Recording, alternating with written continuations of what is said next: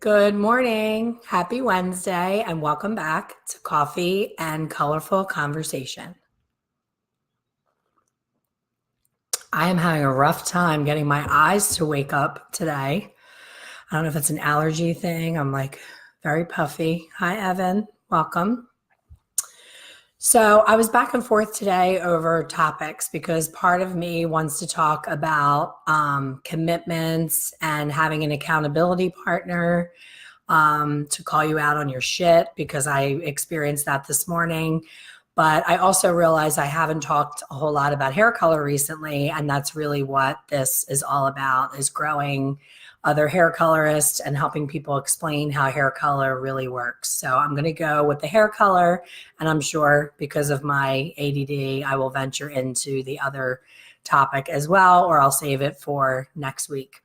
So when you're coloring hair in any situation, if there is permanent hair color involved, there is always going to be lift. So I would say, hands down, the number one question that I get the most, people will reach out to me and they'll have a picture and they'll say, I did this client, I can't get her any lighter, she's very brassy and orange, what do I tone it with? And I'm always happy to answer. That's what I've set myself up for. I tell people, reach out to me anytime. I would love to help you because I never had anybody to help me when I was experiencing all of this. And what I know now compared to what I know then, I really wish that I could change the entire beauty school curriculum and make them just get to the damn point and not teach the way that they teach.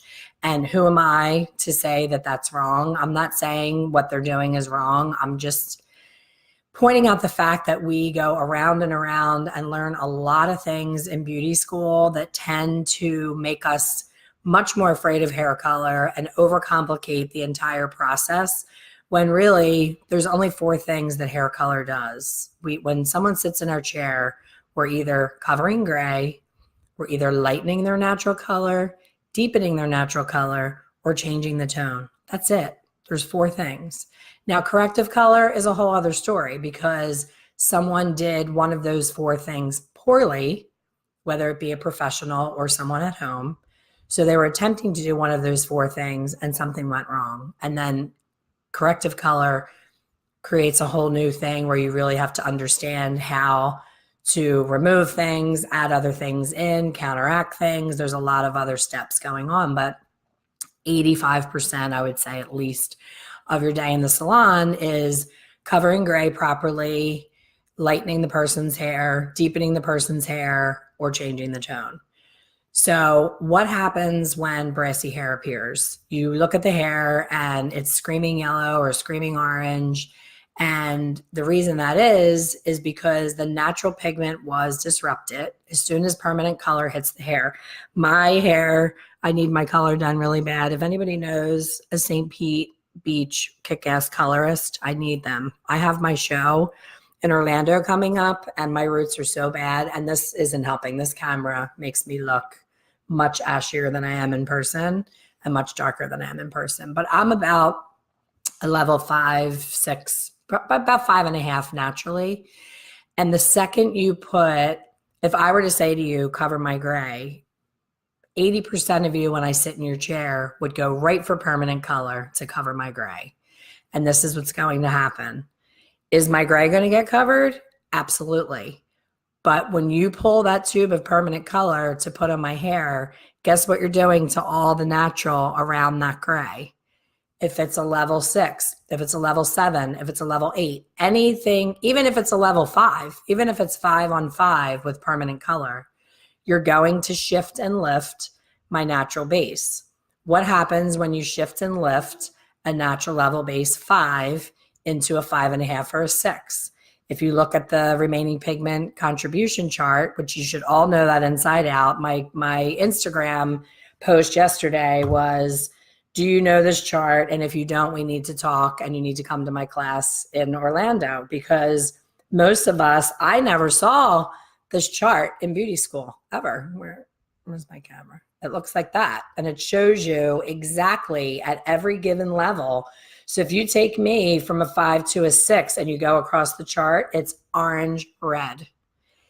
This chart is the key to the castle. Like all you have to do is know, I'm sorry, I'm really trying to get this to focus. There we go.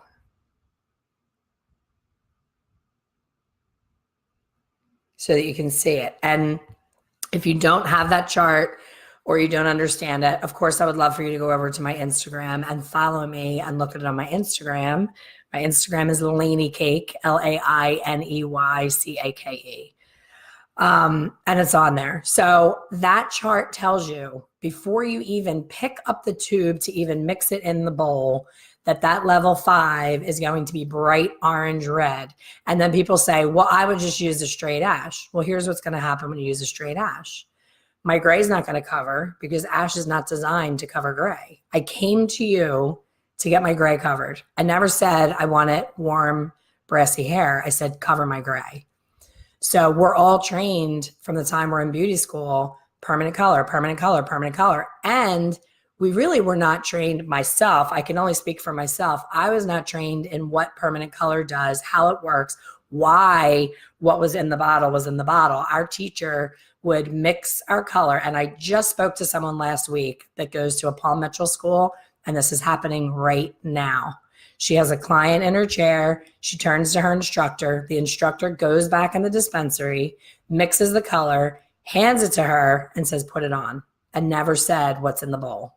Never said why she used it, how she used it, how long to time it, where to put it on the head. Like it boggles my mind. And I wish I was independently wealthy and I could endow some amazing beauty school that everyone in the world would want to come to, because I would make it so damn simple. And I understand that you have to be able to pass the state board. I get it. I know you have to learn about the layers of the hair and the cuticle and the cortex and the medulla. But how many of you right now, when you have a client in your chair, is cuticle, cortex, medulla ever in your head? Ever? Like, are you ever thinking, her cortex is a little fragile? Like, you're not thinking that. And I know you have to understand it, but I think with them talking about so much of that in beauty school, they talked so much about the science and the layers of hair. And I get it. I get that science is happening, but I want to know, what is that tube? What is that 7N going to do to level 5 hair with gray is more what I needed to know. And we never got to that. So I have made it my personal mission, my entire career from 1986 until right now has been hair color. How does it work? Why does that happen? How do you fix this when this happens? And I am now here to give that to you. So that's why I get on here with my puffy eyes at 10 a.m. every Wednesday. I'm not a morning person, but I needed to pick a time that I could commit to make sure that I'm here for you guys every single week. And that seemed to be the best time. At the time when I picked this time, I was working at 12 o'clock and had a full 10-hour day in the salon afterwards. So a lot of people can't make it to see me live because they're also working around those hours. But it just seems to be, for me, easy to commit to. I don't usually plan much for mornings. So Wednesday morning it is. So back to the hair color. So what could be different? What could someone do for me for my situation? If you guys follow me, you already know the answer, but there's some new faces on here that don't know me and don't know what the heck I'm talking about. So I am a big proponent of demi. The only time that I use permanent color in the salon is if a client has 70% or more gray hair that they're looking to cover, or if the client absolutely insists on going a little bit lighter than their natural and they don't mind warmth. If a blonde wants her gray covered and she's under 70% gray, she is not getting permanent color from me, ever. Because what happens is every single one of them looks like they box dyed. Excuse me, my voice isn't awake either. Every single level 5, 6 woman that wants to cover her gray and be lighter looks like that tacky, I dyed it myself, I'm not quite blonde, I have those canary yellow roots and then those weirdly crunchy blonde ends because I did it myself and I overlap and overlap and overlap. And then when I get that pop of blonde that I'm really looking for, it's because I overlapped a touch up 60 times and the hair didn't have any choice but to get lighter. It's accidental blonde mush mess. And I do not like that. I don't like how it looks. I talk all of my clients out of it. So instead, if a client is like me and they have, I have in parts, I don't want to pick this up because I just fixed my hair, but like there's a really gray patch. You can see it a little bit in there. It's like almost 100% gray right under there. Thank God it's under there so I can camouflage it a little bit. But I have a decent amount of gray and people say, well, how do you cover your gray with Demi? Isn't it going to just wash off? That is a whole other rant. People have been misinformed about what a demi-permanent color is. If you took a swatch, I usually have swatches here. I don't think I have any. If you took one of those little hair swatches that I'm always talking about and you did, and it has 50% gray, 50% level 5, and you did demi-permanent color to deposit and cover up the gray on that swatch with one swatch. And then the next swatch, you use, level on level just to cover the gray, like a level 5 permanent on that same 50% gray, 50% level 5. They're both going to have 100% coverage of the gray. And the permanent swatch is going to be a warm covered gray, and the demi is going to be a cool covered gray. If you wash those swatches over and over and over to see which is going to hold up best, because it's not attached to somebody's hair, the gray, of course, is not going to grow in. It's hair that's been cut off of the head. The permanent swatch will be even warmer, because the more you shampoo it, the more that underlying, pigment is going to poke through with heat. If you're blow drying the swatches, the demi is going to look exactly like it did the day that you did it. It's not going to get warm. It may get a little bit of the gray may poke through, but not really. So I think people think demi is like, you put it on and it lasts like 2 shampoos and you wash it off. That is semi. And I cringe every time I see somebody on Instagram doing a video or Facebook and they're like, and I'm using a semi Redken Shades EQ 7N. Redken Shades EQ is not a semi. A semi color is Sebastian Cellophane's. Back in the day, I don't think they make it anymore, Clairol Jazzing. It's a bottle of liquid color with no developer. It comes out of the bottle onto the head. Finola Shampoo. Is Finola Shampoo or conditioner? Finola Shampoo, yeah. Finola Shampoo is basically semi-permanent color. It's that deep, dark, violet color tone in a shampoo. So you're depositing that tone when you're shampooing. That's semi. That is going to push off the hair. You don't have an activating agent. Now we're going to talk about chemistry. Opening up that cuticle layer and pushing it underneath.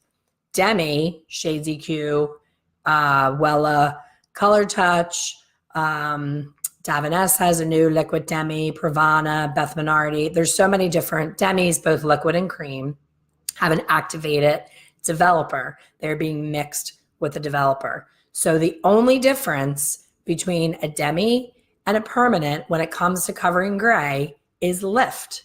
You're not going to get any lift. What am I looking for? I'm looking for deposit and no lift. So when I cover my gray, when I eventually find a colorist here, when I cover my gray, all I want is to have the gray take on the color that I'm putting on. That's the demi. And that's the beauty of a demi.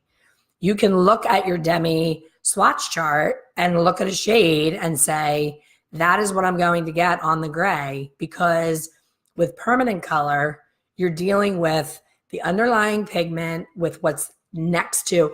Gray hair is like gray, brown, gray, brown, gray, brown. It's never like a row of gray, a row of brown, a row of gray. It's intermingled.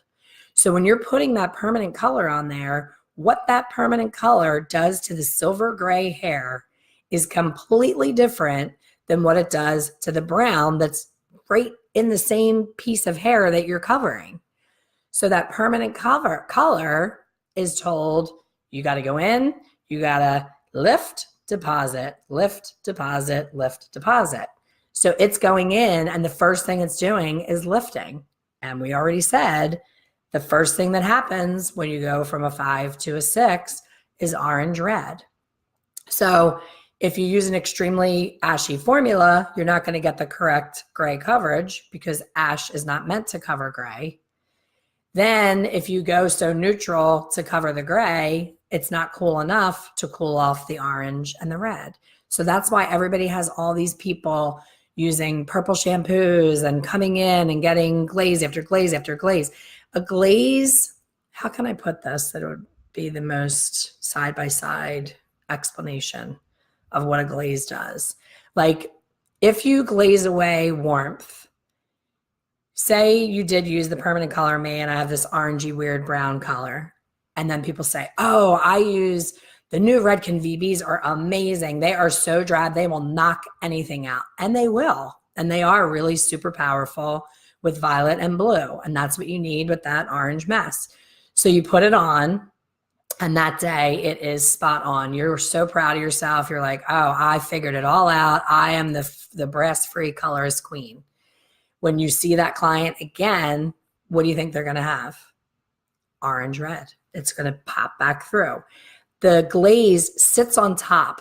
It's like almost like if you picture, would you remember back in, I'm really going to age myself now, contact paper over top of your copybook. We used to put pictures of like a decoupage picture on our copybook in school, and then our teacher made us put clear contact paper on top of it. So it's almost like a coating of clear cellophane or contact paper over top of an existing color, where it's like muting the color down when that's on there.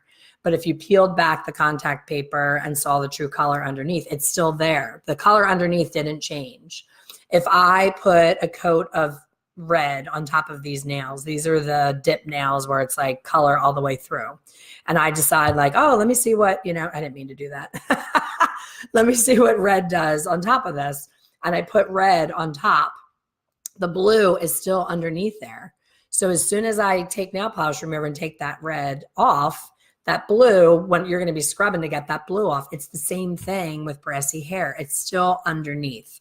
So you say, well, then what the heck am I supposed to do? Number one, don't disrupt the natural pigment. As much as you possibly can, shift how you think about hair color. And the next time a woman sits in your chair, don't start the madness. Don't start lightening her natural base. Most times she's not looking for that. She's like me. She's a girl who has brown hair, who wants to be a blonde, wants to be highlighted. I want to have dimension. I want to have different shades going through my hair. I never want that single process roots to ends blonde. I think it's not attractive. I think most people cannot pull that off. You have to be an everyday makeup person. You have to constantly be on your game. You can't be like, oh, I just threw my hair in a ponytail. Because number one, you're always going to have a little glimmer of regrowth, because when you alter every single hair on your entire head, you're going to see regrowth so much faster than when there's dimension. When you do this with color and you have brown, blonde, brown, blonde, brown, blonde, your eye, when you look at someone, you can't see. Like, I am so freaking overdue. It's ridiculous. But when I see people, they're like, oh, your color looks good. And again, I apologize for what it looks like on here because it does not look good. But in person, in natural light, it still looks good. And they say, gray, what gray? And I'm like, are you kidding me? Like, look at that. So it's in there. But the difference with the demi is where my gray is right now is new gray that came in since I've had my hair done. But if you see the rest of my hair, you don't see gray through the ends. Like, people will say, oh, it's going to come off and the gray is going to be through the ends of the hair. And I'm like, I don't know where that came from, but guys, I promise you that doesn't happen. Demi behaves exactly like permanent minus all the bullshit. It is the greatest invention ever made. Like, I don't understand why more people don't embrace it. It's everything we've always wanted in blonding, because the hair doesn't behave crazy. Like I can go on a boat and have the sun beating down on my head and I'm not going to get off and have this like brassy, crazy looking hair. I have clients who I have to use permanent color on them when they come in the summer. Their hair's a mess because they golf, they play tennis, they go fishing, they go out on a boat. And then it's this weird, orangey, rusty, brown, ugly color because they have permanent color on there and they refuse to wear a hat and they don't wear products in their hair that have SPF that keep them from fading. And I tell them over and over and over again. So they're the ones that are constantly getting reglazed and constantly using the drab shampoos and all that, but it's a Band-Aid. It's a total temporary Band-Aid. It's not fixing the problem. So the next time somebody has less than 70% gray, make your lightener do the work for you. You can bring someone up past that orange yellow in a highlight situation. And then you see the trends right now with shadow rooting. You bring it back down to the exact color that you want with a root shadow. So you're blurring through that orange with your lightener because that's the only thing. You need the strength of lightener to get through all that pheomelanin in the hair. So once you get in there and you go up past where you want to be, not to pale white snap off hair. We're talking like a nice lemony pale yellow inside banana color, and sometimes even less. Sometimes you don't even need to go that far.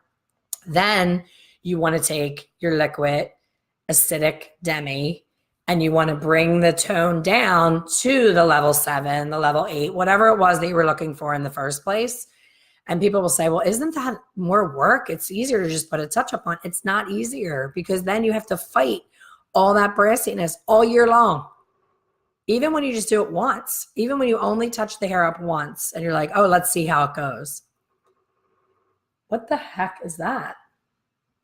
That was a very strange sound in my house. Okay. I don't hear anybody screaming. So even if you only do it once, you've disturbed all that warmth in the hair forever. Women don't cut their hair enough. Their hair is long. So whatever you do that first visit that you're like, oh, let's just see how it goes. We know how it's going to go. That's what's so crazy about this chart. If you have this and you know this is science, this is the law of color. This is the universal law of color. It's never changing. So you know what's going to happen when you look at that chart, and it's preventing you from making the mistake. And all day, every day, in 89.9% of salons in our country, people are reaching for permanent color and doing it right now. And those women end up in my chair. I change them over to demi and highlights, and they never leave me because the one person that had to cheat on me, it was Christmas time, and she couldn't get in with me. She had to go somewhere else. And she came back, and of course she had permanent color. And not only was it permanent color, but it was like, looked black. Because when people look at someone's hair and they see what level they are naturally, the way that they were taught in beauty school and the way that they color hair is, I have to match it to her natural. So if she's a 2, I'm using a 2. I can tell you right now, I've colored hair for 32 years. I have never in my entire career done anything on anyone deeper than a 4. And I've had Indian clients, Asian clients, African-American clients. I've had dark hair come into my salon. But natural level 1, 2 hair, when their gray comes in, is so much prettier when you make that gray a lighter shade. You're putting dimension into flat, dark hair that doesn't show any kind of dimension. So the hair is now taking on that new shade. So why not make the new shade at least a level 3? Make it a little bit lighter where it looks like a little bit of a translucent highlight in there. Make it interesting. Don't dump one shade over their head and make them look like they dyed it themselves and it's inky black Elvis hair. That's never pretty. I mean, the Kardashians kind of made that a trend, but theirs was like super shiny, and I guarantee what was put on them was a little bit lighter than what they were naturally, even as dark as they are. So take a step back, absorb all this, because I could go on for another 4 hours about this, but this is what I'm all about. teaching people how to color hair differently. I am introducing a brand new monthly membership program where you don't have to commit to the full online course. A lot of people see the price tag of a course and they're like, I don't know what's in it. I don't know where it's going, if it's even going to help me. It could be not that great of information, but I introduced something new and it's monthly, and I'm doing a free boot camp. It's a 5-day boot camp starting on June 9th. You've probably seen me posting like crazy because I want to get as many people into my boot camp as possible. I want to meet and save as many colorists as possible. I want to catch colorists right out of school. You guys are amazing and you're here every week watching me, but everybody that I meet and interact with, you guys all have like 15, 20 years in the industry. And that's amazing. But think about if you heard me talking the day you stepped out of beauty school and changed how you look and think about hair. So if you know a student who's getting ready to go into beauty school, if you know someone in your salon that has that look of defeat of, I just don't understand hair color, so I'm just going to cut, I'm just going to avoid it, because that's what you do. When I was in beauty school, I was terrified of doing relaxers. And every time somebody walked in, I would hurry up and go to the bathroom. And I avoided it. And to this day, 32 years in the industry, I do not know how to do a chemical relaxer. If someone sat in my chair, I would still crap my pants. So stop avoiding what you don't understand and learn it. Everything is figure outable. All the information is there. If you haven't read my book or you don't know that I have a book, check out my book on Amazon. It's all what we just talked about. It's got that exact chart in there. It talks about when you use a level 7 on a level 5, you're really getting a level 6. Level 6 is red, orange. It's all of that. So all of the information is there. So invite your friends to the boot camp. My keyboard's not in front of me. When I go off of here, I'm going to put the link for the boot camp in the comments. It's all over this page, so you'll be able to find it. It's in the bio of my Instagram at Lainey Cake. So sign up. It's totally free. I'm going to be doing lives like this every single day of the boot camp. I recommend that you come to the live because you can ask me questions and I can answer it live. But if you cannot, say you're on vacation that week or you just can't come, sign up anyway. You're going to get an email with a PDF of information. And then that day you're going to have the opportunity to be in the Facebook group and be live when I'm talking about whatever that day's topic is. So when I hang up from here, which is soon, I'm not going to go long today, go and type into your Facebook browser, like when you're looking for a friend, and type in Hair Color Secrets Insider Boot Camp and request to join the boot camp. And I can accept you and approve you and get you in there, but still click the link because you won't get the PDFs. If you only join the Facebook group, you're not going to get the printable PDFs. So you want to actually officially join the boot camp so that I can email you that information. It has a little spot. You can print them out. There's a spot for notes. So I hope to see you all in boot camp. Thanks for listening to my rant on permanent color. I hope some light bulbs went off. I hope people have 8 million questions, as you should, because if you're the person constantly reaching and you've never used Demi to cover gray, then you're my girl and you need to know more. See if there's any questions. We didn't even know that when we went to school. Yep. I don't even, you know what, Sandy, I don't think Demi existed. I don't know how long you've been doing it, but Demi did not exist when I was in school. And okay, so I don't see any questions, so I think we're good. So thank you for joining. Again, please come back and check the link and sign up for boot camp, and I will see you all soon. Have a great Wednesday and start digging into that Demi color for sure.